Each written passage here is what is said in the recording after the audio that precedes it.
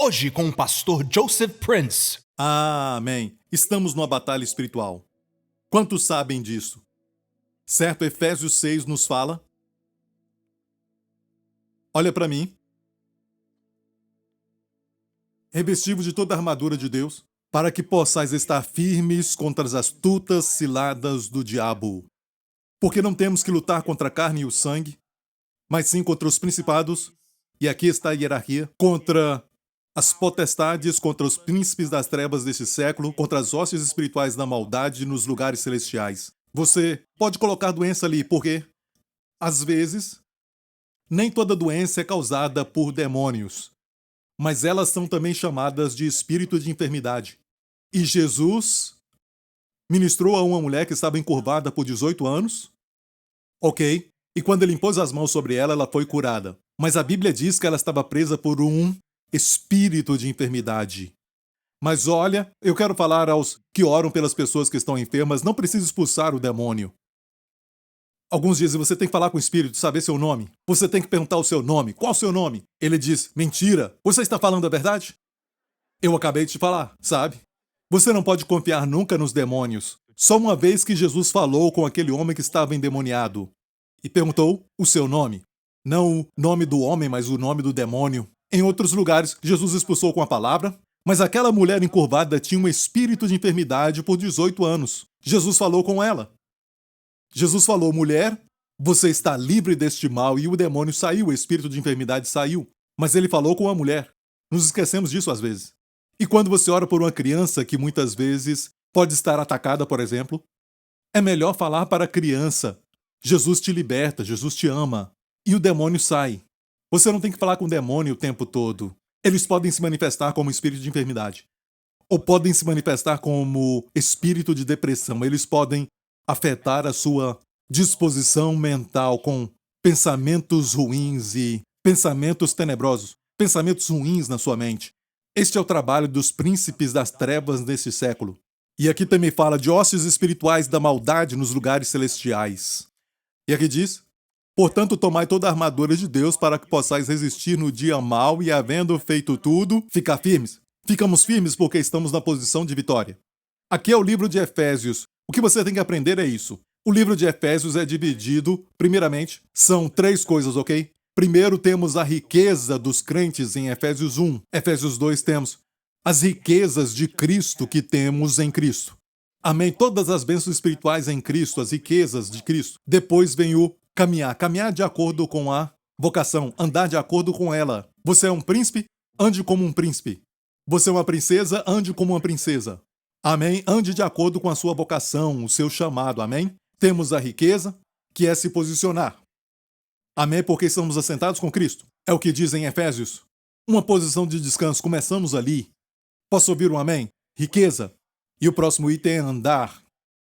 Primeiro assentar, depois andar. Andar de acordo com a vocação, temos riqueza, e depois caminhar, e depois a batalha.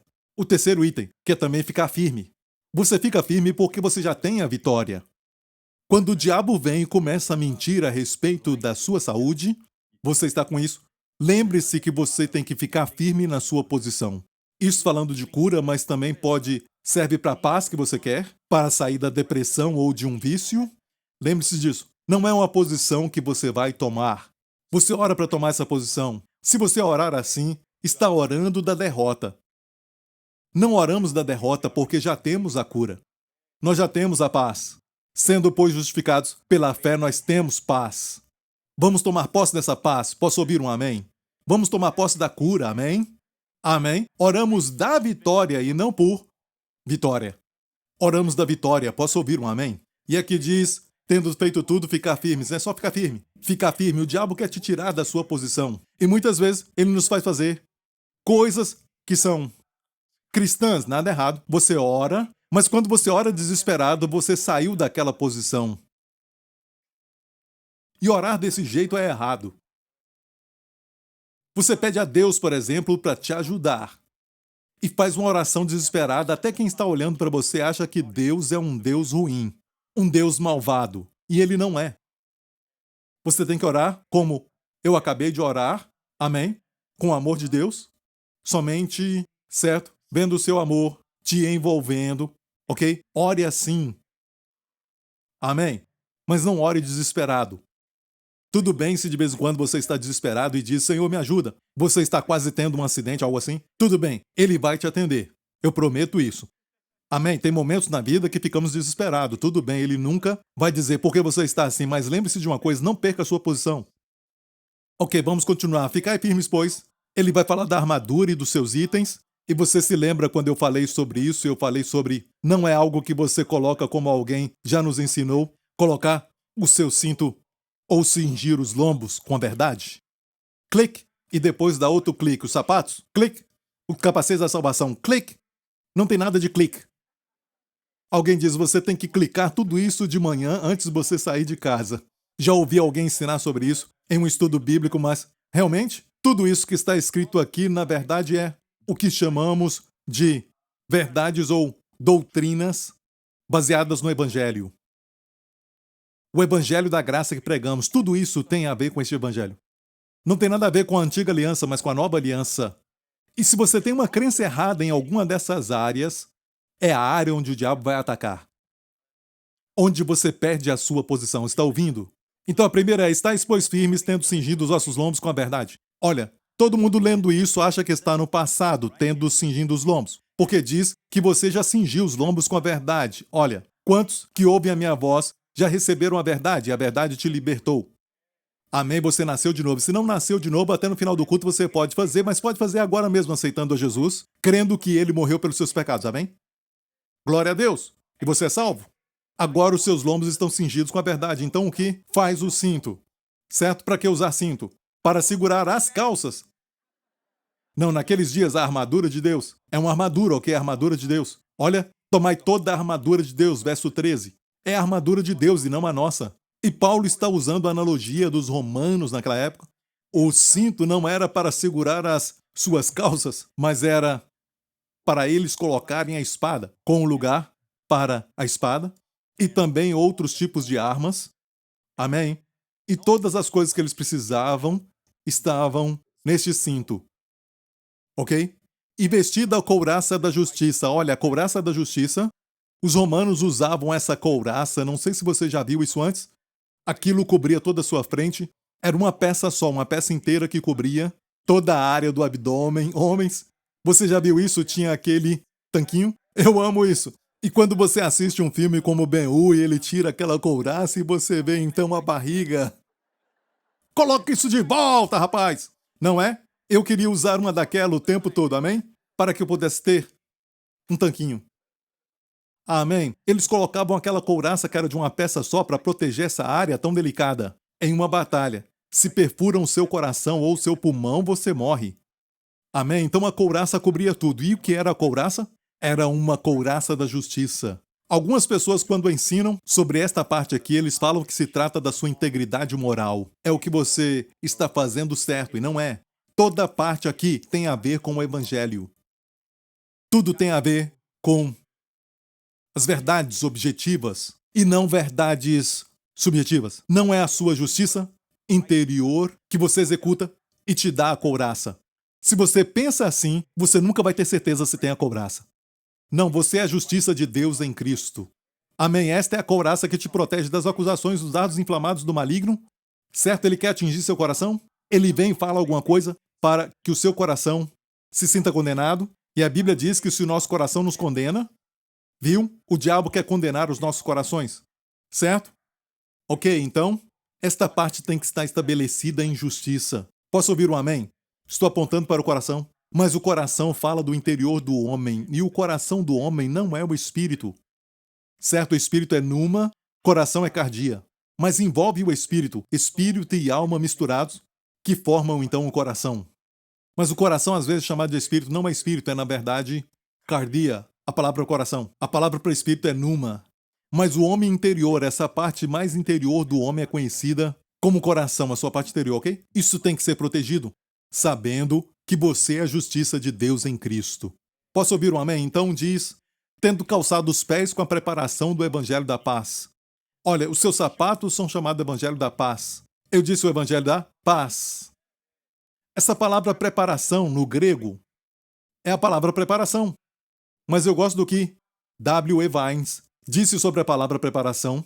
Ele teve essa revelação da Septuaginta, a versão grega do Antigo Testamento, e no Salmo diz que justiça e equidade são um fundamento do trono de Deus. A palavra fundamento ali, certo? É lógico que o Antigo Testamento está no hebraico, mas a versão grega, a Septuaginta, disse exatamente a mesma palavra aqui, preparação. Ou seja, W. E. Vines disse, na verdade, esse verso está dizendo, não preparação, os seus sapatos são a preparação do Evangelho da Paz, mas é, na verdade, o fundamento. É o seu firme fundamento. Quando você tem o Evangelho da Paz, você sabe que está em fundamento firme.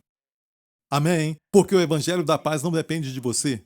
Ele depende de Cristo. Não é quão mal você é, mas quão bom Ele é. Não é quão fiel você é, mas quão fiel Ele é. Não é quão obediente você é, mas foi pela obediência de Cristo. E é por isso que devemos levar os nossos pensamentos à obediência de Cristo e não à nossa obediência. No momento que tem a ver com você, você sabe que vai perder. Você não está em firme fundamento, ok?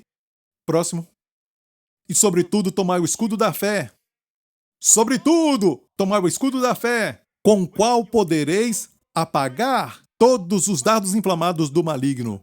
Certo, o escudo da fé. O soldado romano tinha um escudo oval, certo? Aquilo era feito de madeira sólida, mas era coberto muitas e muitas vezes com couro. Ok, ele tinha camadas de couro.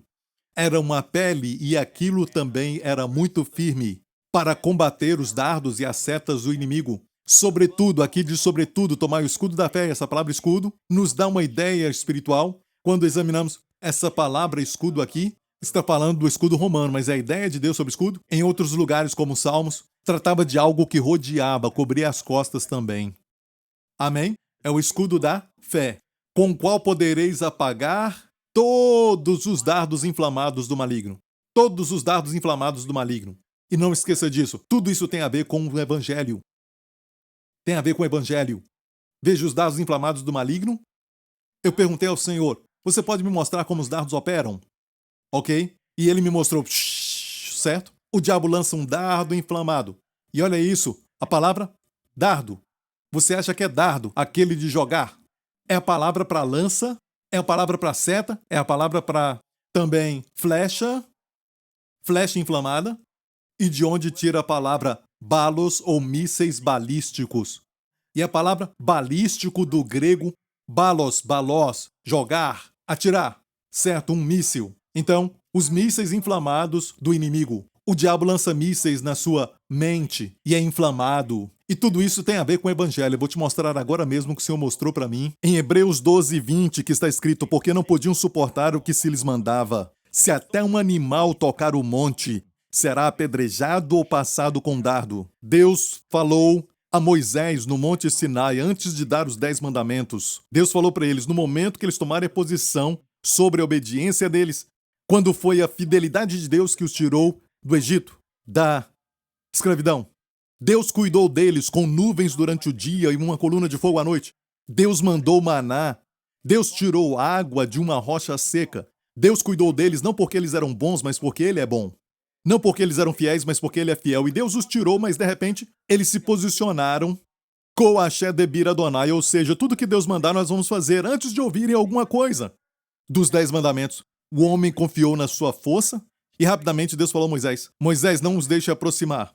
E até se um animal qualquer tocar neste monte, a montanha da lei, vai morrer. Como seria isso? Seria apedrejado ou passado com dardo. A Bíblia diz que quando Deus desceu, o monte fumegava. Olha, os dardos inflamados, a seta inflamada, é a mesma palavra aqui de onde tiramos dardos inflamados. O balos, o míssil balístico, passado com um dardo inflamado. O dardo da lei é como o diabo ataca. Seu nome Satanás. Em 1 Pedro 5 diz o adversário, o diabo. Sede sóbrios, vigiai, porque o adversário, o diabo. A palavra adversário é a palavra diabo. No hebraico, quando diz adversário, se você olhar, é a palavra Satanás. A palavra adversário é literalmente um oponente, um procurador da lei.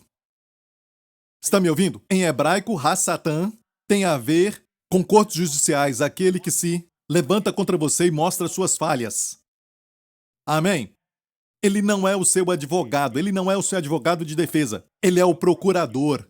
Ele vai descobrir erros, ele vai acabar com as suas desculpas e tudo mais. O seu argumento é o sangue de Jesus. Não tenho nada a declarar a não ser o sangue de Jesus. E todas suas declarações caem por terra no momento que você faz isso. Mas se você disser, eu fiz isso, eu obedeci à lei, fiz aquilo, ele vai continuar falando daquilo que você não fez. Está me ouvindo, igreja? Certo? Só temos que declarar o sangue de Jesus que foi derramado. Lembre-se, como ele atira é, você não fez isso, você não fez aquilo. Então coloque a sua armadura, revista-se da verdade, calce os pés com o evangelho da paz e também entenda que tem a ver com crer certo. Colocar a armadura é crer da maneira certa. Você crê na verdade? O fato de que você é justo no evangelho da paz. Está ouvindo, igreja? Amém? E olha, eu quero dizer mais uma coisa para você. Vamos voltar ao texto de Efésios 6, tomando o escudo da fé. Igreja, olha para mim. Quantos querem apagar todos os dardos, não só alguns? Aqui diz apagar todos os dardos inflamados. Isso acontece de duas formas. Vou te falar agora mesmo. Se você vai até o verso 18, olha o que diz este verso. Orando em todo o tempo com oração e súplica no Espírito. Certo? Essa é uma forma. E a palavra apagar é o quê? Quando escuta a palavra apagar, qual a ideia que você tem? Apagar. Água, muito bom, água. E fogo. Fogo e água, quem ganha? A água.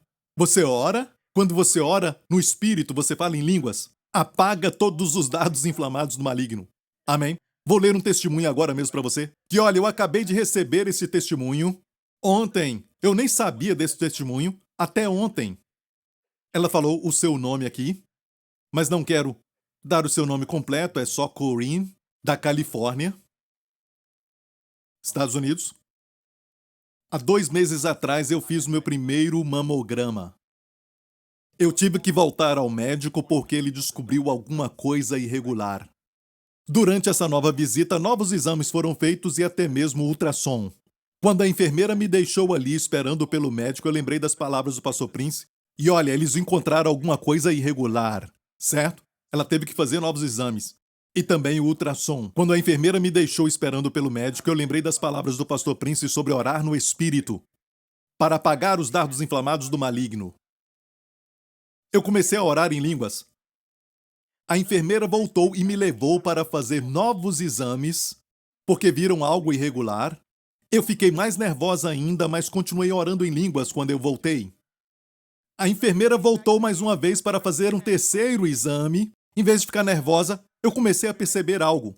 O médico não conseguiu encontrar aquilo que ele estava procurando. Quando eu voltei para a sala depois de fazer os terceiros exames, eu voltei a orar em línguas. Finalmente o doutor veio, checou os exames e confirmou que o mamograma estava normal. Toda a glória a Deus. Amém? Então, escute bem isso, eu não sei o que a minha equipe vai enviar para mim, certo? Os testemunhos, os mais recentes. E quando eu preparo a mensagem, outra pessoa prepara os testemunhos e ela não sabe aquilo que eu vou pregar. Eu recebi isso ontem e li isso pela primeira vez, e a minha mensagem já estava preparada. Era o Senhor confirmando que uma das melhores maneiras de lutar contra o medo, os seus pensamentos ansiosos e preocupação e ansiedade é orar no Espírito. Você vai apagar os dardos inflamados, ele coloca pensamentos na sua mente. Amém? Todo tipo de preocupação. Bem, ore no Espírito. Amém? Ore no Espírito. Fiquei tão alegre que eu falei com meu filho isso. Eu disse, quando você orar no Espírito, você é como um bombeiro apagando o fogo. A língua que você fala pelo Espírito sai de você como um rio. Como o rio Amazonas? Sim, eu disse como o Amazonas. Bem, olha isso. Ok. Apagar todos. Diga apagar todos. Diga todos. Você gosta dessa palavra? Tomai também o capacete da salvação e o resto dessa armadura estão todos no particípio. Ok?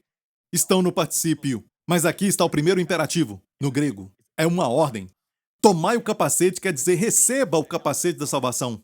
É a palavra receber. E está no imperativo. Receba o capacete da salvação e a espada do Espírito, que é a palavra de Deus, orando em todo o tempo com toda a oração. Vamos parar um pouco.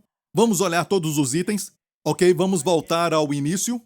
e olhar cada item de novo, temos número 1, cingindo os vossos lombos com a verdade. O primeiro item, certo? E depois a couraça da justiça, número 2. Temos os pés calçados com o evangelho da paz, número 3. Vamos lá. Escudo da fé, 4. Capacete da salvação, 5. Espada do Espírito, 6.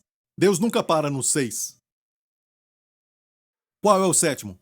Sétimo é este, orando em todo o tempo com toda oração e súplica. Quero te falar algo muito poderoso aqui. Eu não sei por que eles não traduziram a primeira palavra no grego. Se você ler no grego, este verso 18 em grego, a primeira palavra no grego é a palavra dia. E dia quer dizer através de, pela instrumentalidade daquilo.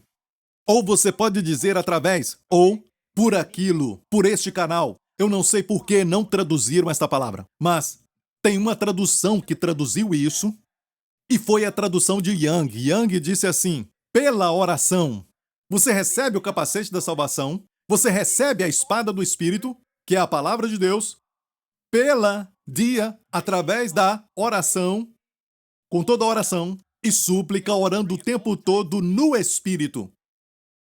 Isso é orar em línguas. Uau!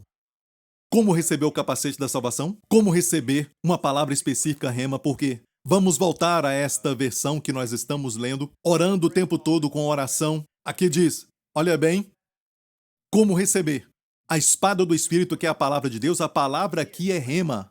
O falar de Deus, como receber uma palavra de Deus, aquela palavra que eu preciso. Na minha luta, eu recebo orando no Espírito. Quando eu oro no Espírito, me torno sensível ao Espírito Santo. E Deus me dá a palavra falada aqui dentro. Tem a palavra escrita e a palavra falada. E a falada não vai contradizer a escrita, mas precisamos dessa palavra. Vivemos pela rema de Deus. Posso ouvir um amém? E como receber o rema? Quantos querem ouvir Deus? Como receber o rema? Como receber então essa espada do Espírito? Orando no Espírito. Ok, pode ir para casa, acabou. Ok? Glória a Deus. Isso foi fácil. Não, escute. É orando no Espírito, mas o capacete da salvação, observe isso, é a primeira vez que o verbo está no imperativo. É Deus dizendo, você tem todos os itens, agora! Receba no imperativo, através do verbo imperativo. Receba! Receba o capacete da salvação e receba a espada do Espírito, através da oração, em todo o tempo, no Espírito. Quando eu oro no Espírito, a primeira coisa que eu recebo é o capacete da salvação. Esse capacete da salvação em 1 Tessalonicenses nos fala, vamos ver, mas nós que somos do dia sejamos sóbrios, vestindo-nos da couraça, olha bem, tendo por capacete a esperança da salvação. O mesmo escritor Paulo disse, a esperança da salvação, viu isso? A esperança da salvação, olha em Efésios 6. O que é o capacete da salvação? E é por isso que eu percebi que, quando você fala à igreja, você tem que ensinar à igreja que existe a possibilidade de, se fizer algo, perder a salvação. Eu vou te dizer isso. Você quebrou a armadura. Você tirou o capacete. Tem um buraco no capacete. Se você não tem a certeza da salvação, não se esqueça disso. Todos os itens dessa armadura têm a ver com as verdades do Evangelho. Não verdades da antiga aliança. Olha, os 10 mandamentos são verdadeiros, mas uma verdade para aquele dia e época. E não estamos mais nisso. Hoje só temos um novo mandamento. Amai-vos uns aos outros, como eu vos amei.